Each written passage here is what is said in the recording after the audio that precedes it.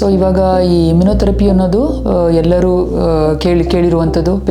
ಹಲವಾರು ಪೇಷಂಟ್ಸ್ಗಳು ಬಂದು ಕೇಳ್ಕೊಂಡು ಹೋಗ್ತಾರೆ, ನನ್ನ ಕಾಯಿಲೆಗೆ ಈ ಥರ ಇಮ್ಯುನೊಥೆರಪಿ ವರ್ಕ್ ಆಗುತ್ತಾ ಅಂತ ಹೇಳಿ, ಟಾರ್ಗೆಟೆಡ್ ಥೆರಪಿ ಅಂತ ಇದೆಯಾ ಅಂತ ಹೇಳಿ.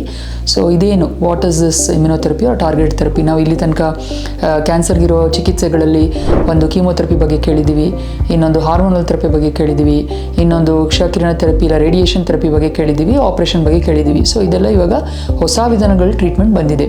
ಸೊ ಇದು ಏನು ಮತ್ತು ಇದು ಯಾಕೆ ಬಂದಿದೆ, ಇದು ಯಾವ ಪೇಷಂಟ್ಸ್ಗಳಿಗೆ ಉಪಯೋಗ ಆಗುತ್ತೆ ಅನ್ನೋದು ನಾನು ಸ್ವಲ್ಪ ಡಿಸ್ಕಸ್ ಮಾಡಿ ನಿಮಗೆ ತಿಳಿಸ್ತೇನೆ. ಸೊ ಇವಾಗ ನಮ್ಮ ಬಾಡಿಯಲ್ಲಿ ಎಲ್ಲರಿಗೂ ಸಾಮಾನ್ಯವಾದವ್ರಿಗೂ ರೋಗ ನಿರೋಧಕ ಶಕ್ತಿ ಇರುತ್ತೆ, ಇಮ್ಯುನಿಟಿ ಅಂತ ಹೇಳ್ತೀವಿ.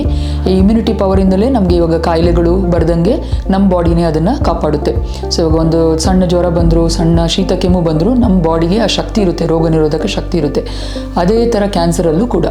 ಸೊ ಕ್ಯಾನ್ಸರ್ ಸೆಲ್ಸನ್ನು ಓಡಿಸುವಂಥ ನಿರೋಧಕ ಶಕ್ತಿ ನಮ್ಮ ಬಾಡಿಯಲ್ಲಿ ಇರುತ್ತೆ, ಇಮ್ಯುನಿಟಿ ಪವರ್ ಅಂತ ಹೇಳ್ತೀವಿ. So when we say cancer comes, one of the theories, ಇದು ಏನಕ್ಕೆ ಕ್ಯಾನ್ಸರ್ ಬಂದಿದೆ ಅಂತ ಹೇಳಿದ್ರೆ, it is because of a failed immunity of the body R failed immuno surveillance of the body. So cancer ಎಷ್ಟು ವಿಧವಾಗಿ ಅದು ಮಾರ್ಪಾಡಾಗಿದೆ ಅಂತ ಹೇಳಿದ್ರೆ, ನಮ್ಮ ಇಮ್ಯುನಿಟಿ ಯಾವ ಥರ ಅದನ್ನು ಹೊಡೆದೋಡಿಸುತ್ತೆ ಅಂತ ಅರ್ಥ ಮಾಡಿಕೊಂಡು ಅದನ್ನೇ ಅದು ಸ್ಟಾಪ್ ಮಾಡುವಂಥ ಕೆಪಾಸಿಟಿ ಇರುತ್ತೆ ಅದಕ್ಕೆ.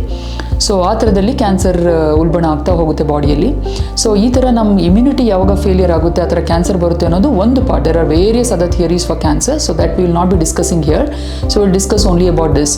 ಸೊ ಈ ಥರ ಇಮ್ಯುನಿಟಿ ಫೇಲಿಯರ್ ಆಗಿ ಕ್ಯಾನ್ಸರ್ ಬರುತ್ತೆ ಅನ್ನೋದನ್ನು ಇದನ್ನು ನಮ್ಮ ಸೈಂಟಿಸ್ಟ್ ಆ ಕಾನ್ಸೆಪ್ಟನ್ನು ಉಪಯೋಗಿಸ್ಕೊಂಡು, ನಿಮಗೆ ಗೊತ್ತಿರ್ಬೋದು ನೊಬೆಲ್ ಪ್ರಶಸ್ತಿಯು ಈ ಇಮ್ಯುನೊಥೆರಪಿಗೆ ಬಂದಿದ್ದು. So that is when this immunotherapy was diagnose as one of the treatment modalities for cancer.